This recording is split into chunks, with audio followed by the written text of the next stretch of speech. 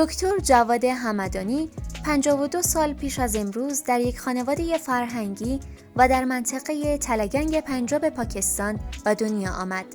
تلگنگ شهری در 120 کیلومتری جنوب غربی اسلام آباد و در مسیر لاهور واقع است. پدر و مادر آقای همدانی هر دو فرهنگی و معلم بودند. پدر ایشان نویسنده و 6 جلد کتاب نوشته و اشعاری هم به زبان پنجابی منتشر کرده. ضمن آن که مترجم هم بوده و کتاب پس چه باید کرد ای اقوام شرق از علامه اقبال لاهوری را از زبان فارسی به زبان پنجابی ترجمه کرده است. درست مثل پدر آقای همدانی، مادر ایشان نیز زمانی که هنوز پاکستان به وجود نیامده بود، تحصیلات رسمی انجام داده و تدریس را برگزیده است. جواد همدانی در فضایی بزرگ شد که در آنجا هنوز مرکز تلاقی فرهنگ‌های پنجاب، بریتانیا و فارسی بود. همدانی دوران ابتدایی را در شهر تلگنگ و در مکتبی خواند که هنوز نمادها و از نظر معماری تأثیر حضور امپراتوری بریتانیا در آن مشاهده می‌شد. او پس از دوران مکتب به کالج تلگنگ رفت و از آنجا لیسانس اقتصاد گرفت. همدانی بعد از 22 سال زندگی و تحصیل در شهر تلگنگ با دریافت بورسیه تحصیلی به ایران و دانشگاه تهران رفت و در رشته فلسفه و کلام اسلامی از دانشکده الهیات دانشگاه تهران لیسانس دوم خود را دریافت کرد. جواد همدانی وقتی به ایران رفت همه چیز برایش تازه و بکر بود. از زبان، فرهنگ و غذا همه چیز برای او تازگی داشت. زندگی در فضای جدید برایش سخت بود و تصور نمی‌کرد که قادر به یادگیری زبان فارسی و همسویی با فرهنگ و زندگی جدید شود. تصمیم گرفت دوباره به پاکستان برگردد، اما در ایران ماند و دیری نگذشت که شرایط برایش خوب شد. پس از دوران لیسانس او بیشتر به زبان فارسی گرایش پیدا کرد و ادامه تحصیلاتش را در زبان و ادبیات فارسی دنبال کرد. شعر و ادبیات فارسی و خصوص غزلیات حافظ او را واداشت تا مدرک ماستری و دکترایش را از رشته زبان و ادبیات فارسی بگیرد. او 10 سال در ایران درس خواند و زندگی کرد. در این مدت آقای همدانی زبان فارسی را یاد گرفت و با ادبیات، شعر، فرهنگ و زندگی مردمان حوزه زبان فارسی مثل ایران، افغانستان و تاجیکستان آشنا شد.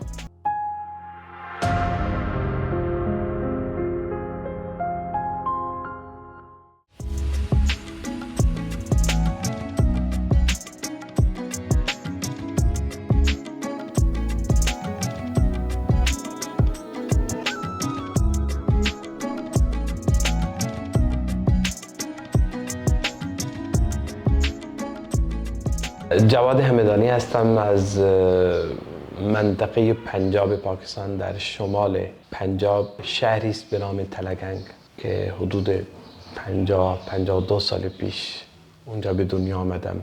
پدرم نویسنده بود.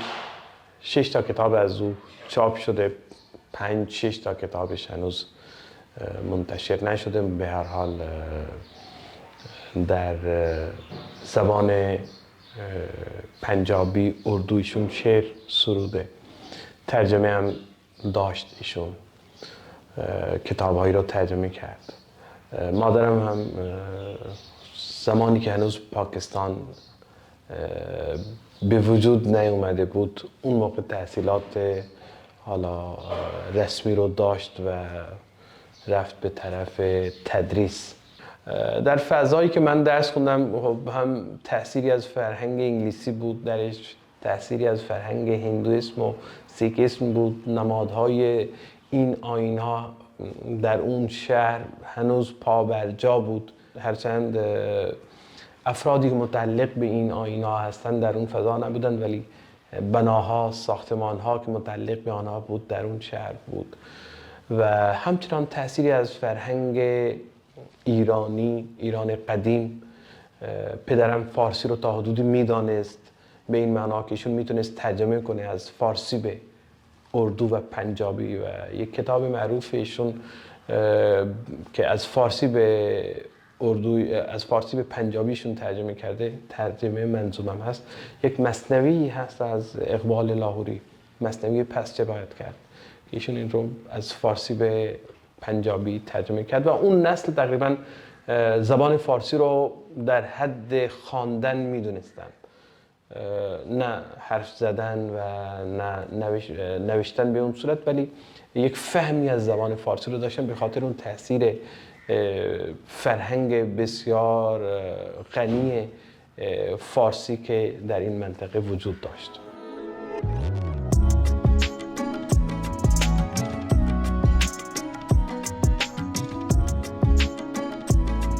پس از اتمام درسام در مکتب، یک کالجی بود در تلگنگ، الان هم هست، من اونجا بیه رو از اونجا گرفتم، کارشناسی رو در رشته اقتصاد.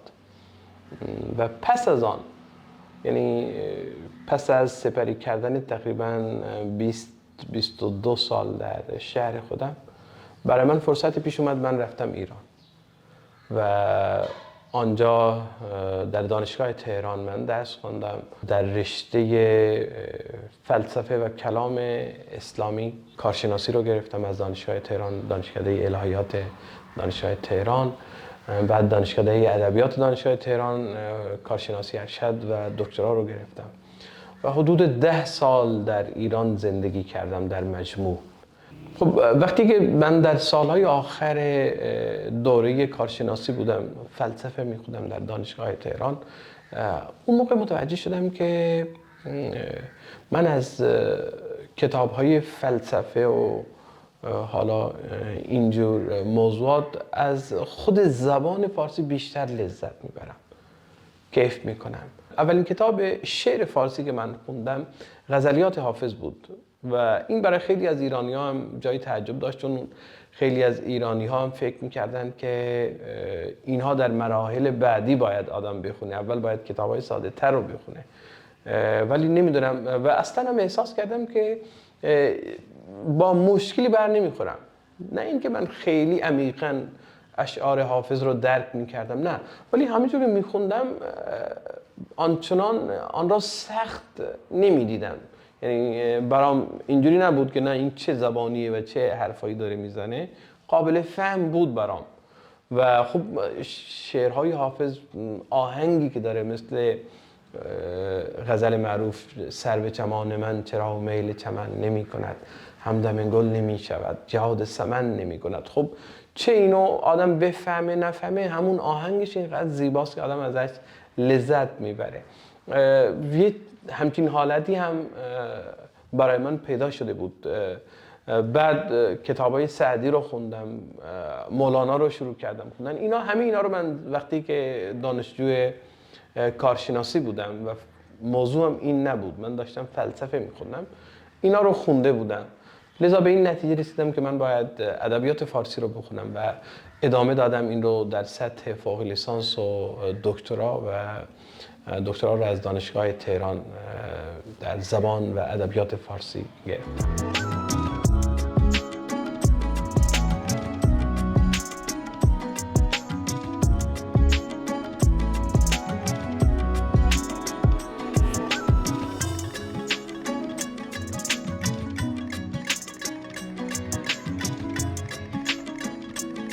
خب اسم من همدانی به خاطر این هست که اجداد ما حدود 7 قرن پیش از همدان به طرف حالا مناطق افغانستان فعلی و از اونجا به ختلان یعنی به تاجیکستان رفتند و این مهاجرت ها همینطور ادامه پیدا کرده و نهایت در کشمیر آنجا اومدن و میر سید علی همدانی از اجداد ما از نویسندگان معروف قرن هفتم هست.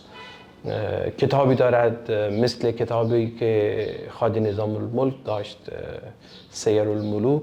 ایشون کتابی داره به نام ذخیرة الملوک و گذشته از این کتاب ایشون 700 اثر به زبان فارسی و عربی داره و عمدتاً کتاباش در ارتباط با عرفان و اینها هست. خب در این منطقه‌ای که ما هستیم در پاکستان و حتی در شبه قاره هند زمانی مهاجرت‌ها زیاد صورت گرفته. فضا بسیار مساعد بود برای نویسندگان، برای فرهنگیان و مثل این که الان مثلا مردم به آمریکا میروند، به کشورهای غربی میروند، خیلی از نویسندگان و فرهنگیان به شبه قاره می اومدند و پادشاهان این منطقه که مسلمان بودند و مسلمان‌ها در این منطقه اقلیت بودند، آنها استقبال می‌کردند از افراد مهم، نویسنده‌ها، شاعران.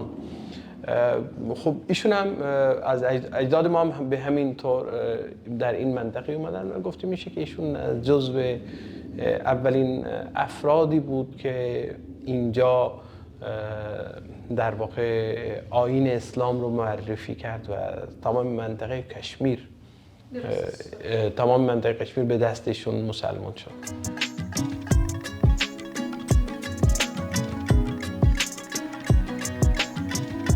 این کتاب شعر از پدرم هست و عنوانش هم کشف هست. کتاب در سال 1972 میلادی به چاپ رسیده، درست سالی که من متولد شدم و این کتابم همون سال به چاپ رسیده، یعنی تقریبا میشه گفت 52 سال پیش. از جمله شعرهایی که در این کتاب هست و خیلی جلب توجه کرده، شعری است به نام ذره که مربوط به اتم هست. خب تقریبا 52 سال پیش تئوری اتم خیلی مطرح بود و در محافل علمی ازش حرف زده میشد. ایشون هم از دید خودش به این موضوع پرداخت، اسمش گذاشت ذره. در یک مجله دیگر در همون سالها این شعرش با عنوان اتم هم در واقع به چاپ رسید.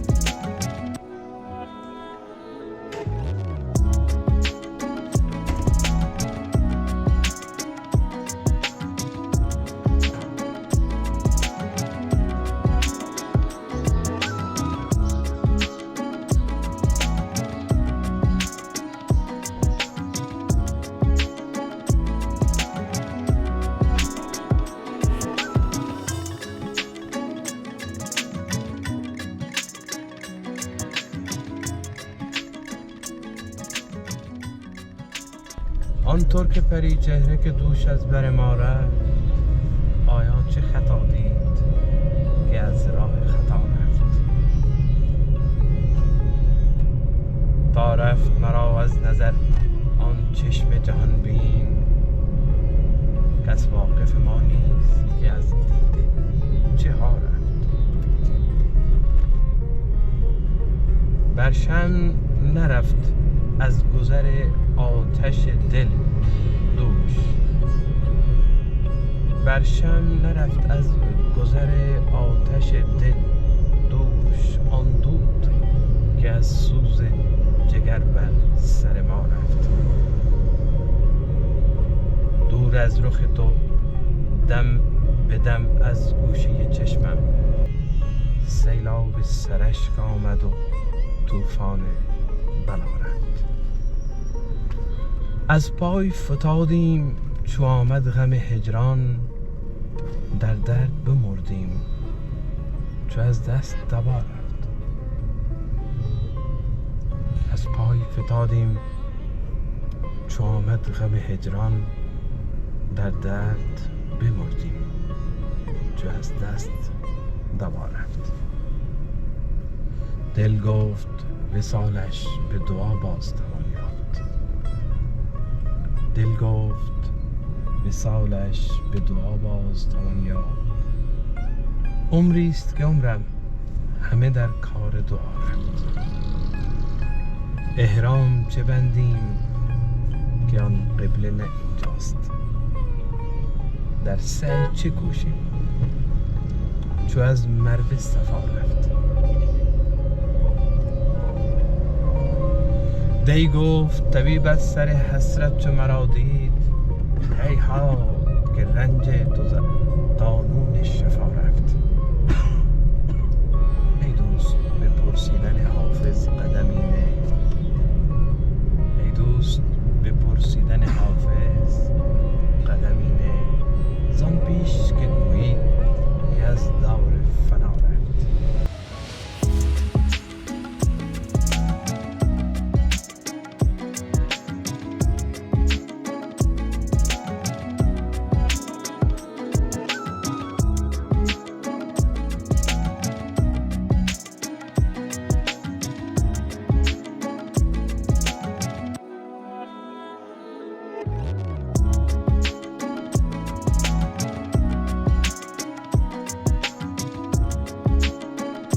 در سال 2003 میلادی من به پاکستان اومدم و همون موقع تدریس زبان فارسی رو شروع کردم برای غیر فارسی زبانان و همزمان در تلویزیون پاکستان من اجرای برنامه‌های فرهنگی، ادبی، فلسفی رو آغاز کردم به زبان اردو. البته منو به نوعی آشنا کرد با محیط کامرا و محیط استودیو و اینجور چیزها. همزمان کار رادیو رو هم شروع کرده بودم و پس از تقریباً میشه گفت 9 سال کارم کم کم شروع شد در حوزه خبرنگاری، به این معنا که با BBC فارسی در اسلام آباد همکاری رو شروع کردم و در برخی از برنامه‌ها به عنوان حالا یک ناظر سیاسی یا یک کارشناس امور سیاسی پاکستان من حضور پیدا کردم.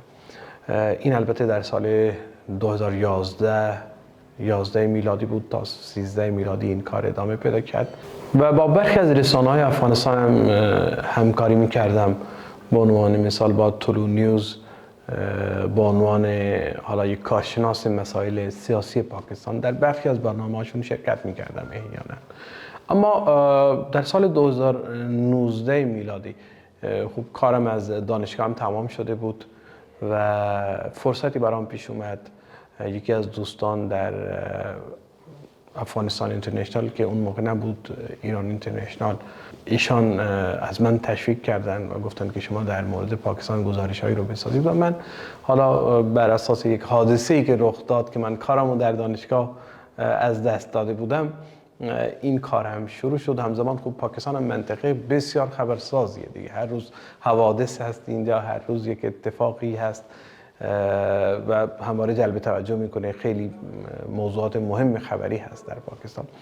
از سال 2019 میلادی تا حالا، این تقریبا 5 سال میشه تقریبا، من کار اصلیم شده خبرنگاری و افغانستان اینترنشنال هم از روز اول من با افغانستان اینترنشنال هستم. شاید اولین گزارش رو یا یکی از گزارش‌های ابتدایی رو از شبکه افغانستان اینترنشنال من داشتم. این زمانی بود که طالبان افغانستان رو گرفته بودن، سقوط کرده بود کابل و تیم ما در افغانستان اصلا اجازه کار رو نداشت و در شرایط خیلی بد قرار گرفته بودن. ما تمام مسائل افغانستان رو، از حوادثی که در فرودگاه کابل رخ داد، تیراندازی هایی که شد، بمبگذاری که شده بود و از حواشی اون، حتی همه اینا رو ما از اسلام آباد پوشش میدادیم و روزی من برای افغانستان اینترنشنال ممکنه 10 الی 12 گزارش اون روزا داشتم.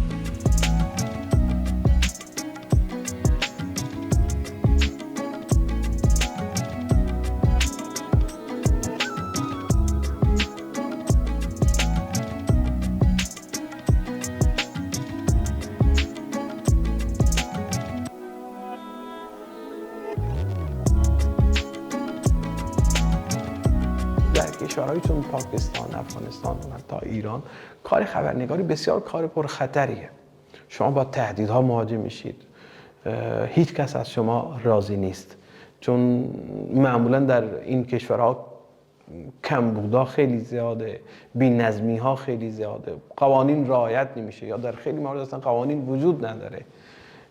خب در همچین شرایط وقتی شما میایید و واقعیت‌ها رو میگید، خب خیلی از این واقعیت‌ها روی خوشی نشان نمیدن، ناراحت میشن. خب کار به تهدید هم کشیده برای ما تهدیدهای جانی هم متوجه ما شده. این حالا یک بخش دیگری از کار هست که واقعا خیلی سخته. مخصوصا اگه حالا تهدید متوجه خودتان باشه یک چیزه، ولی خب چند نفر که در خانواده شما هستن از دوستای شما، آنها هم از این کار رنج میبرن و حتی مستقیم رنج میبرن. مشکلات امنیتی که برای من پیش اومده، خب پسرای کوچکم حالا مجبورم که اونا رو در خانه درس بدم، اینا به مدرسه نمیرن. خب طبیعتا کار خبرنگاری در کنار حالا مسائل دیگری که خیلی هم ساده به نظر میاد، پشت صحنه چیزهایی رخ میده، اتفاقهایی میفته که شاید نمیشه آنها را به سادگی بازگو کرد و با مردم شریک ساخت.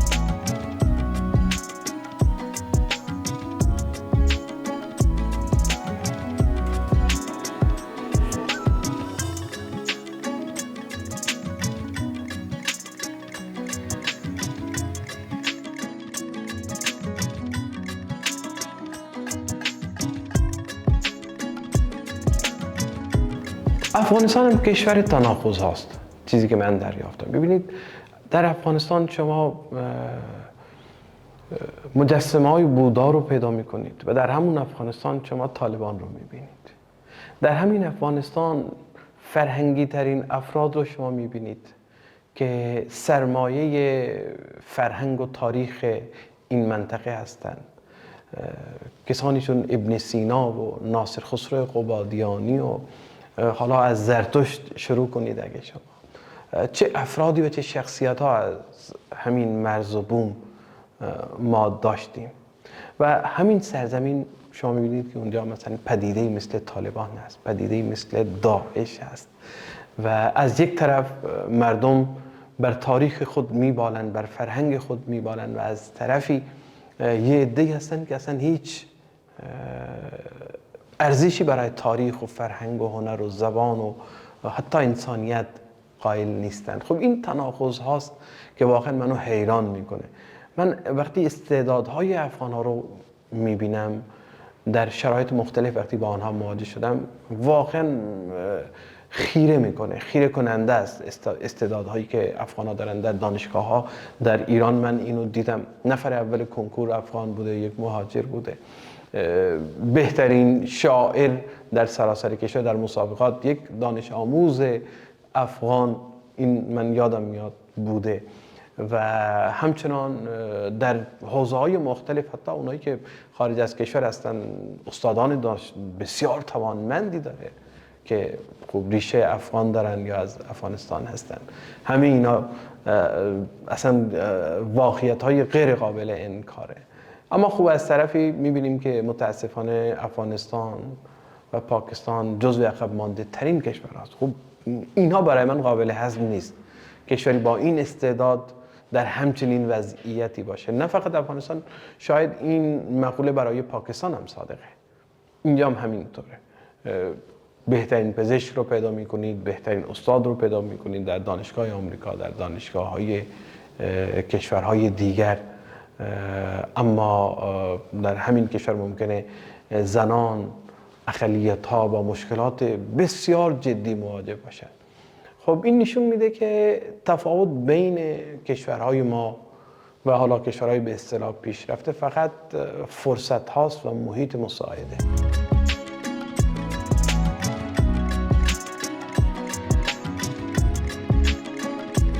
خب از زمانی که طالبان در افغانستان قدرت رو به دست گرفتن، حدود 1 میلیون افغان به پاکستان اومده.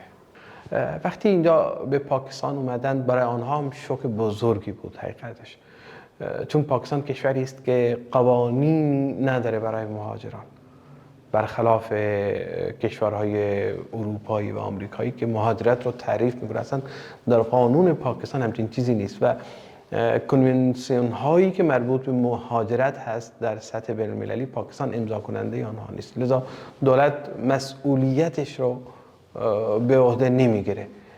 به همین خاطر مشکلات، من چیزهایی که احساس کردم، یه چیز خیلی عادی بعضی موقع آدم احساس نمیکنه وقتی از نزدیک مسائل رو میبینیم، میگه یه چیزای خیلی معمولی و کوچک چقدر بزرگ میتونه باشه. مثلا اینکه یک افغان سیم کارت رو نمیتونه بخره، یک افغان در پاکستان نمیتونه یک خانه رو اجاره بکنه چون کارت نداره، یا اینکه مثلا پول خودشه از کشور خودش میخواد پول رو بیاره اینجا مصرف کنه، کانال بانکی وجود نداره چون اینجا نمیتونه حساب بانکی رو باز کنه. این چیزا خیلی عادی و کوچک به نظر میاد ولی ضررش بسیار زیاد است. من دیدم که از این مشکلات بسیار کوچک گرفته که همین مشکلات کوچک حالا منجر به مشکلات بزرگتری میشه. این بسیار منو ناراحت میکنه حقیقت وقتی اینو میبینم و خیلی هم خوشحال میشم اگر برای یکی از دوستای افغان یک راهی پیدا میشه که در یک کشوری که امن‌تر هست، شرایط بهتر زندگی داره، اونجا بره.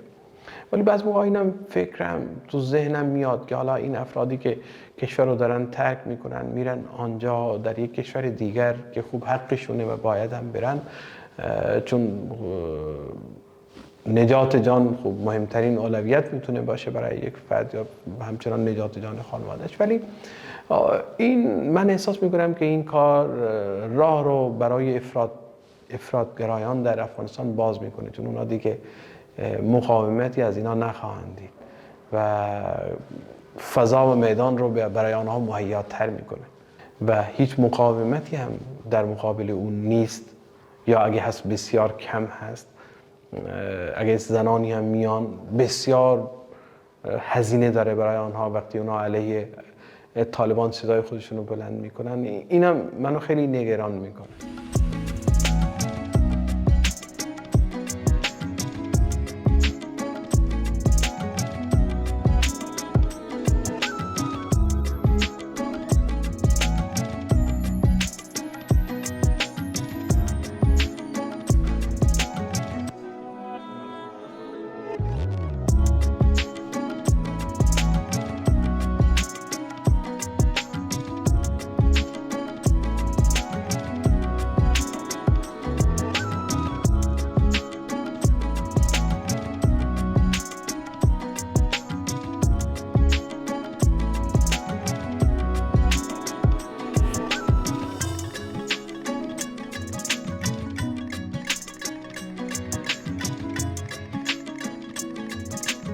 من تقریبا 15 سال در دانشگاه بین‌المللی اسلامی تدریس کردم. ادبیات فارسی رو، ادبیات کلاسیک به ویژه شعر کلاسیک رو درس دادم.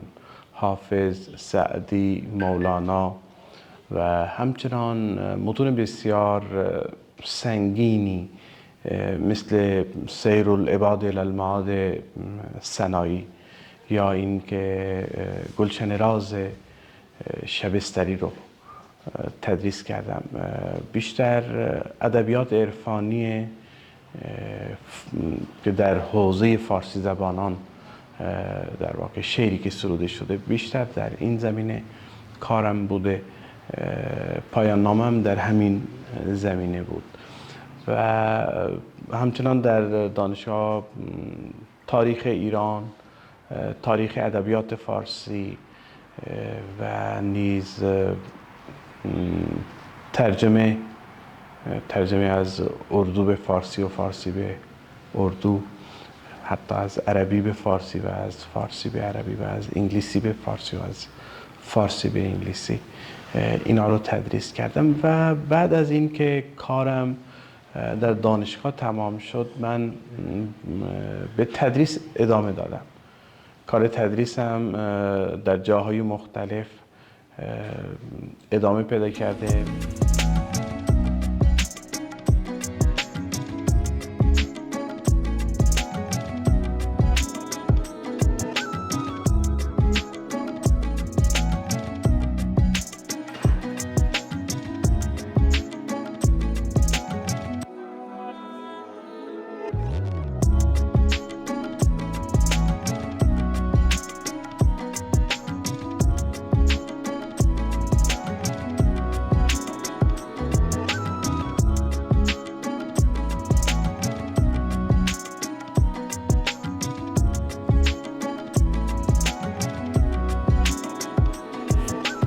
ببینید با اینکه ما هم مرز هستیم افغانستان و پاکستان و پیوندهای تاریخی ما بسیار عمیق است، ولی متاسفانه شناخت ما از همدیگه بسیار ضعیف است، بسیار ضعیف است.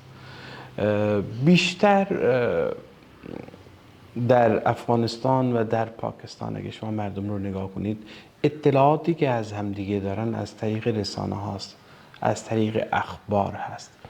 خب هیچ کدوم از این رسانه ها حضور فعال هم در کشورهای متقابل هم ندارن. یعنی من یادم نمیاد که در 20 سال گذشته خبرنگار افغانی در پاکستان کار کرده باشه به عنوان یک حالا نماینده یک کانال معروف افغان و از پاکستان هم کسی نرفته اونجا. درسته؟ خب در نهایت چی میشه؟ در نهایت ما اطلاعات ما همون است که بیانیه وزارت خارجه پاکستان امروز چی بوده، بیانیه نهاد ریاست جمهوری چی بوده، نخست وزیر چی گفته، از اون طرف فلانی چی گفته. خب اینا مقامات هستن و اولویت های دولت های این منطقه به هیچ وجه مردمشون نیستن.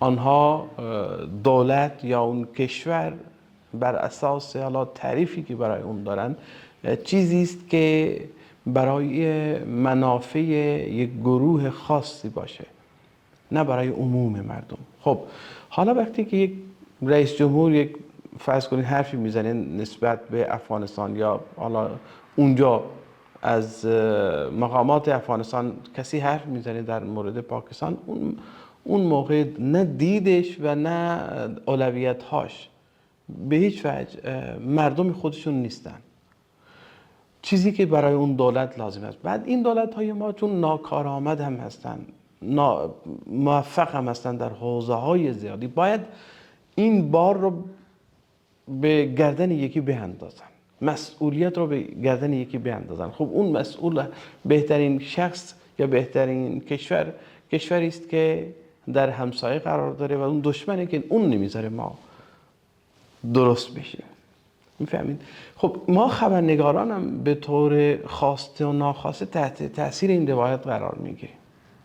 یعنی من اگه روزی 4 بار حرف رئیس جمهور پاکستان رو تکرار میکنم در حرفهای خودم، بعد از مدتی خودم هم باورم میشه. میفهم؟ و من هیچ اطلاعات دقیقی از افغانستان ندارم. خب چیزی که خبر میسازه متاسفانه حوادث بدی است، نه؟ ممکنه یه جای اتفاقی افتاده، انفجاری شده، درگیری شده، خب اون است خبر که 1% که خیلی زیاده، یعنی 1% هم نمیشه، اون میشه خبر و بر اساس اون خبر من تو ذهنم یک تصویر رو ترسیم میکنم از اون کشور، در اون کشور مثلا همچنین کشوری است. لذا هم مردم افغانستان هم مردم پاکستان چون روابط مستقیم با هم دیگه ندارن، نسبت به هم دیگر شناخت درستی ندارن. همون روایتی که دولت‌هایشان به آنها یاد دادند همون رو تکرار میکنن.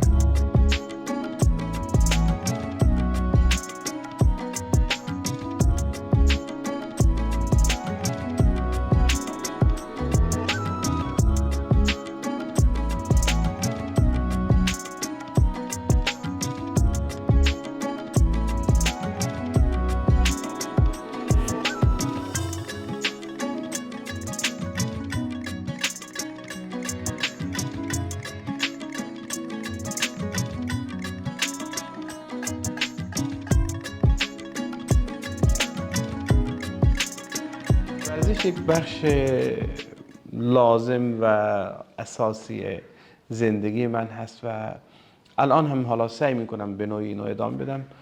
بیشتر این روزها پیاده روی و کوهنوردی هست که در اسلام آباد حالا فرصت برای این کار خوبه، اینو انجام میدم. کتاب خواندن، به ویژه کتاب‌های فارسی اگه کسی برام بیاره، بزرگترین هدیه‌ای که من دریافت میکنم از دوستان همین کتاب‌ها هست، کتاب‌های زبان فارسی. 10,000 کتاب من در تهران داشتم، پیش خودم بود که وقتی اومدم خب غیر ممکن بود که این کتاب رو با خودم بیارم. موسیقی جزو چیزهای بسیار مورد علاقه من هست، یا میشه گفت که بخشی از وجود منو تشکیل میده موسیقی. ببینید موسیقی کلاسیک شبه قاره فرقی نمیکنه از هند باشه از پاکستان باشه. جایی که الان نشستیم اینجا هم یک مدرسه موسیقی است که از طریق دوستان ما اداره میشه. من اینجا زیاد میام و اتفاقا کسانی که اینجا مدیریت این بخش رو به عهده دارن، مدیریت این مدرسه رو به عهده دارن، اینا از یک خانواده موسیقی هستند که میشه گفت تقریبا 400 سال است که این سنت موسیقی رو اینا ادامه دادند و نسب آنها میرسه به تانسن، اسطوره موسیقی شبه قاره که در دربار اکبر، جلال الدین اکبر بوده. یا اینکه یکی از افرادی که از خانواده اینا هست و در افغانستان هم خیلی مردم ایشون رو میشناسن، آقای استاد مهدی حسن است که شهنشاه غزل گفته میشه. ستار یکی از سازهای مورد علاقه منه، طبله از سازهای مورد علاقه منه، سارنگی از سازهای مورد علاقه منه و اینا رو بیشتر گوش میدم. موسیقی چیزی نیست که شما بتونید پاره وقت اینو یاد بگیرید، این یک عمر رو میخواد.